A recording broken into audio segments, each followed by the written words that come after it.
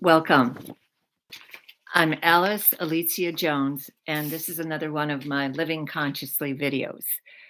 What I have here today is what should have been taped last week, but wasn't because I couldn't find how to get on YouTube last week. And I figured it out today. I hope to God I remember it well enough to be able to get on next week. I think I do. But today's topic is, are you living with a narcissist? And as is typical of everything that I present, I do it from my life experience. I do it because I lived it, not because I read about this in some book or not because I've taken it from other case studies. I lived this. And in sharing with you, my goal is to help others recognize the qualities that may exist in themselves. I encourage you to see both of these together. I didn't change my outfit from what I had done earlier today. And it's, being a codependent. So that's the flip side of narcissism. A narcissist cannot exist without a codependent being there for him, her. So, anyway, uh, and these are in the form of questions. So, I'm going to start asking you questions, and only you can start to answer them from what you're going through in order to recognize that you need to get out. You need to help yourself. You need to change.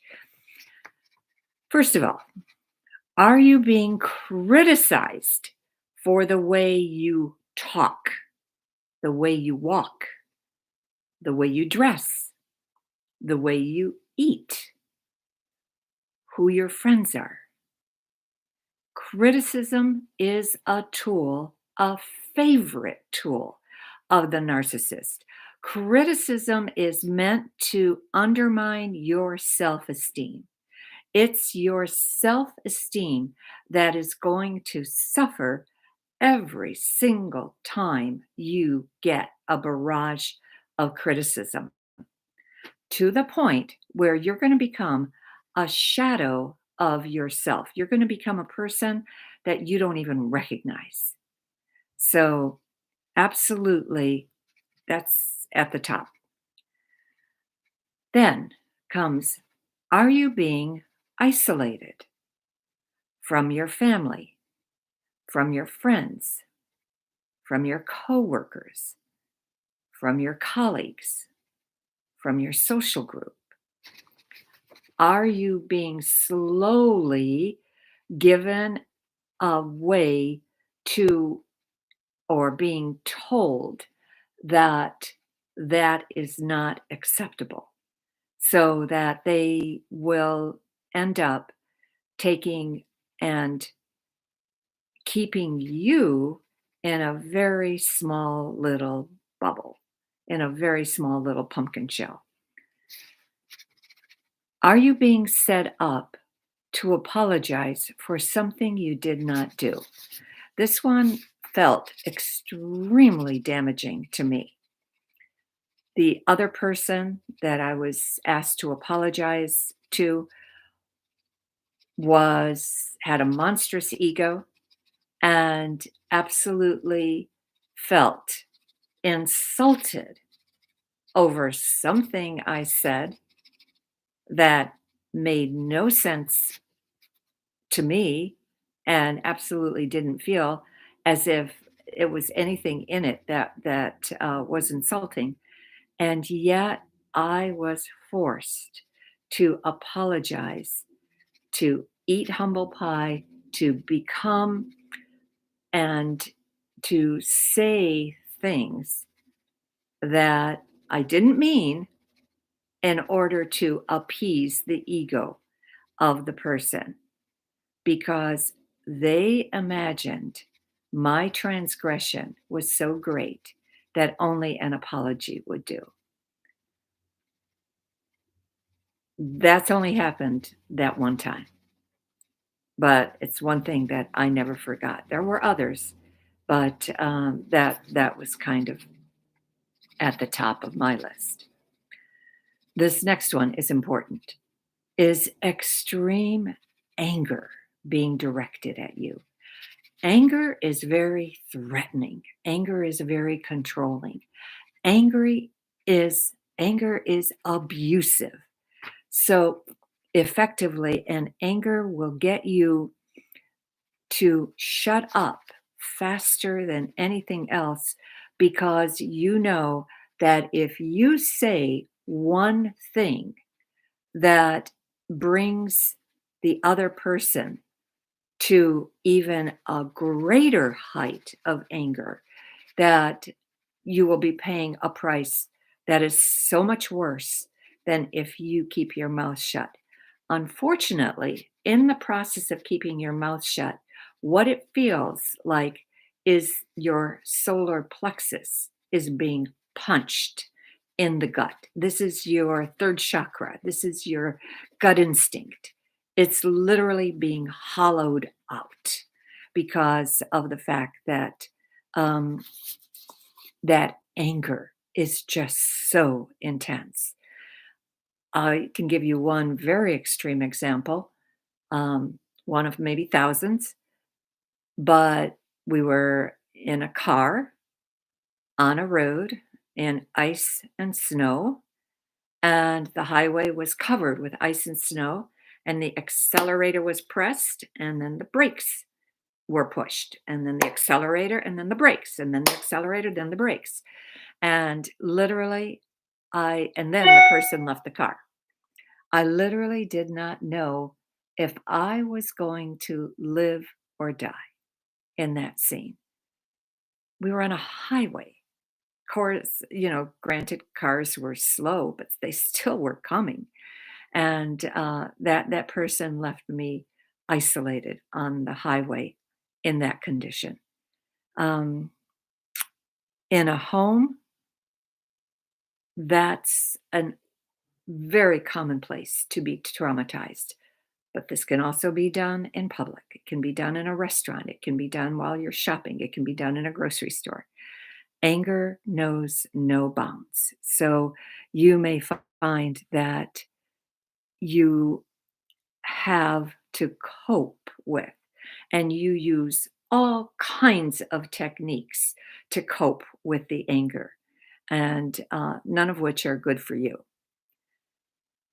The next thing is, does that person hate that someone else loves you? Whether the someone else is your parents, is coworkers, is are your friends, anybody else who's close to you, anybody else who cherishes you is a no-no in their lexicon. And they will be traumatized over the fact that somebody loves you and they don't feel that same love from anybody else. So they will find a way to effectively, again, traumatize you because of that love. This next thing is, do you find your savings diminishing completely because you've made so many moves?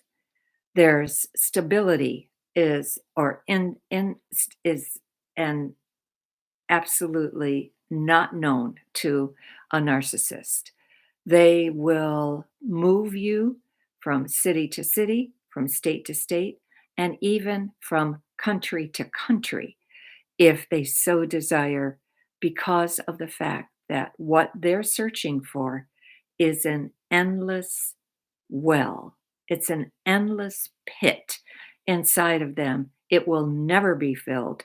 And so it's always that something else is better because this situation, after a period of 3 months, this current boss, this current job is intolerable. So Therefore, they have to leave.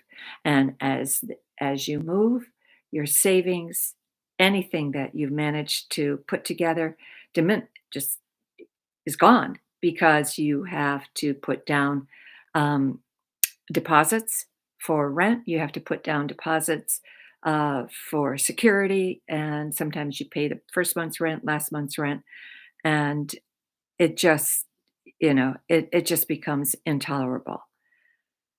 Are you always constantly being moved from place to place because everyone else is to blame? They will never accept blame for anything. It's they always have their fingers pointed at somebody else, always. And the blame comes filtered down to you.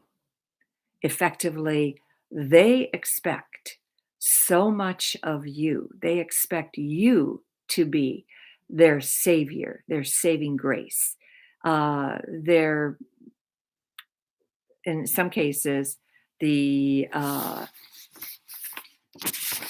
the main breadwinner because they're unstable and they can't tolerate staying in a job for more than 3 months. The last point I wanted to cover is, are you being isolated? Again, from your own family, from your friends, from every single thing that you held dear to yourself. Is your world shrinking, shrinking, shrinking, shrinking? And you will find, if you say yes to even one of these questions, you're living with a narcissist, because of the fact that that narcissist will expand. And if you start to witness carefully, you will see that that narcissist exhibits most of these tendencies. So I just do hope that those of you who have seen the codependent video also watch this, and those that watch this watch the codependent video. So I, because of the fact that I think it is time for all of us, especially those of us who grew up to be kind to others, who grew up to help others, to always be in a space where we share our love with others, to recognize when we are being shafted, when we are being thwarted, when our love is not being reciprocated. So uh, I thank you for watching. If you need a book on meditation, Own Your Power Day by Day is the best on the market. It's on Amazon.com. It's on my website. Thank you for being here, and I will be back in a week, and I'll be talking about quartz, the rose quartz, clear quartz, rutilated quartz, smoky quartz, all the properties of quartz. Thank you.